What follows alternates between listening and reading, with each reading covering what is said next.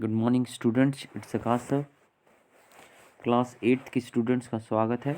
Civics chapter 4 understanding the law, we are operating this chapter and this is the final part of this chapter. So we are going to start the question answer. So the question number 1 is asking that write in your own words what you understand by the term rule of law. आप अपने शब्दों में बताइए कि आप rule of law से क्या समझते हैं। ठीक है। In your response, include a fictitious or real example of a violation of the rule of law. अपने एग्जाम्पल के साथ दे के बताइए। In your response, include a fictitious or real example.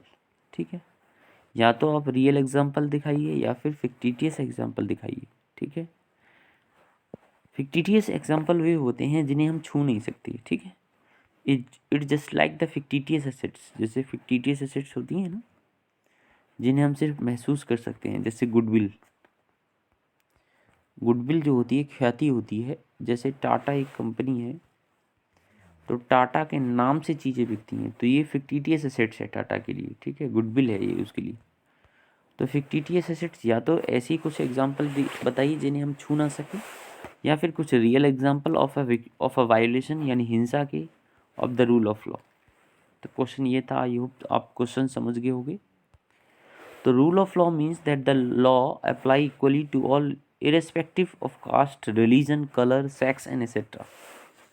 Rule of law होता है यानी नियमों का कानून जो होता है, that the law apply equally, जो कानून है इक्वली अप्लाई होगा, समान रूप से अप्लाई होगा। ठीक है, उसमें भेदभाव नहीं किया जाएगा।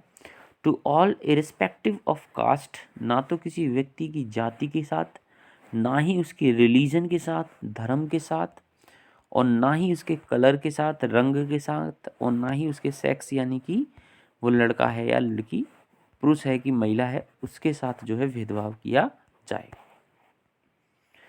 आगे, टू पीपल जंप, ये एग्जाम्पल है। Two people jump the signal red light and are caught by the traffic policeman. दो जो इंसान थे जो रेड लाइट होती है, सिग्नल रेड लाइट, उस पर जंप की और ट्रैफिक पुलिसमैन ने उसे पकड़ लिया।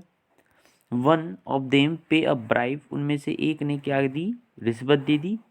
एंड गो स्कॉट फ्री, और वो क्या हो गया, फ्री हो गया रिश्वत दे के। Whereas the other who did not or could not to do so, उसने ऐसा नहीं किया या वो ऐसा नहीं कर पाया। हैड इज लाइसेंस कन्फिस्केटेड, उसके लाइसेंस को क्या कर लिया गया, जब्त कर लिया गया। ठीक है, and challan issued to him, और उसको एक चालान भरने के लिए बोला गया। तो इससे हम ये समझते हैं, आप अपने थ्रू समझ लो कि हाँ किस तरह से जो है दो व्यक्तियों में क्या किया गया है, डिस्क्रिमिनेशन किया गया है। एक ने ब्राइब दे दी तो उसे छोड़ दिया गया, दूसरे ने जो ब्राइब नहीं दी उसे पकड़ लिया गया, एक ने जो रिश्वत दे दी उसे छोड़ दिया गया। इसका मतलब अपराध तो दोनों ने समान किया था, तो उन्हें सजा भी समान रूप से मिलनी ही चाहिए थी। तो the traffic policeman as well as the first person both violated the rule of law, दोनों ने ही रूल ऑफ लॉ को तोड़ा है। ठीक है, क्वेश्चन नंबर 2 करते हैं।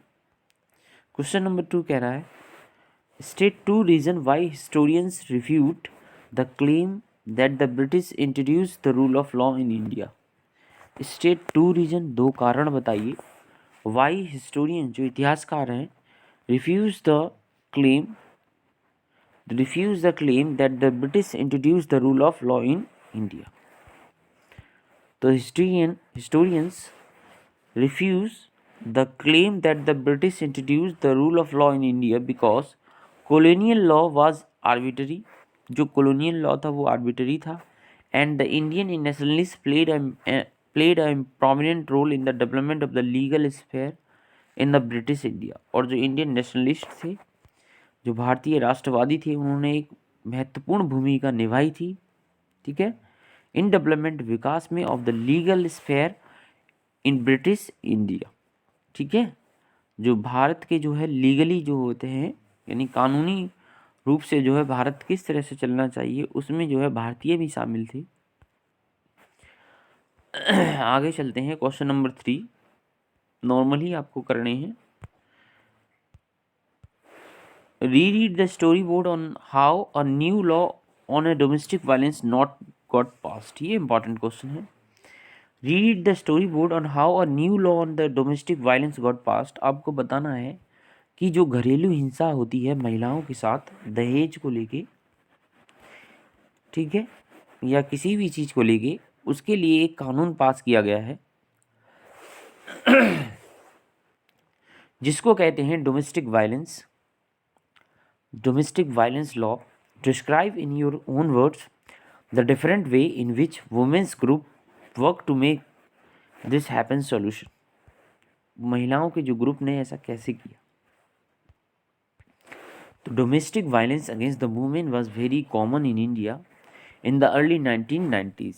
1990 के टाइम पे जो महिलाओं के साथ जो डोमेस्टिक वायलेंस होता था, घरेलू हिंसा जो होती थी, वो भारत में बहुत कैसा था, कॉमन था, यानी सामान्य था 1990 के दौरान. थ्रू आउट द 90s, 1990 के समय में the need for a new law was raised in the different form like public meetings and women organisation. एक नए नियम की आवश्यकता हुई इन द पब्लिक मीटिंग्स में भी, और वुमेन्स जो ऑर्गेनाइजेशन हुआ करती थी, यानी महिलाओं के जो संगठन हुआ करते थे, उसमें भी उन्होंने मांग की. In 1999, lords collective a group of lords, यानी वकीलों ने एक ग्रुप कलेक्ट किया, एक समूह बनाया, लॉ स्टूडेंट्स एंड द एक्टिविटिस्ट. उसमें कुछ लॉ स्टूडेंट्स थे और एक्टिविस्ट थे. आफ्टर नेशन वाइड कंसल्टेशन, जब पूरे देश से जो है इसकी सहमति कर ली, took the lead in drafting the domestic violence. के बाद इसका ड्राफ्टिंग करना स्टार्ट हुआ, यानी इसका प्रारूप तैयार कर दिया गया. Drafting the domestic violence prevention and the protection, ठीक है, prevention and the protection bill, ये इसका नाम दिया गया. The draft bill was widely circulated, और पूरी बृहद रूप से इसे जो है फैला दिया गया. Meetings were held all over the country, सारे देश में जो है मीटिंग्स हुई, यानी सभाएं हुई, supporting to the introduction of this act, ठीक है, इस एक्ट के लिए. बहुत इंपॉर्टेंट एक्ट है. The bill was first introduce in the parliament. सबसे पहले मैंने बताया है, पार्लियामेंट में कोई भी बिल जो इंट्रोड्यूस किया जाता है, क्योंकि पार्लियामेंट के 3 पार्ट होते हैं, लोकसभा, राज्यसभा और एक होता है प्रेसिडेंट, ठीक है. तो सबसे पहले लोकसभा में आता है, वहाँ से पास होकर राज्यसभा में जाता है. प्रेसिडेंट उस पर अपने हस्ताक्षर या साइन कर देते हैं, तो बिल जो है कानून बन जाता है.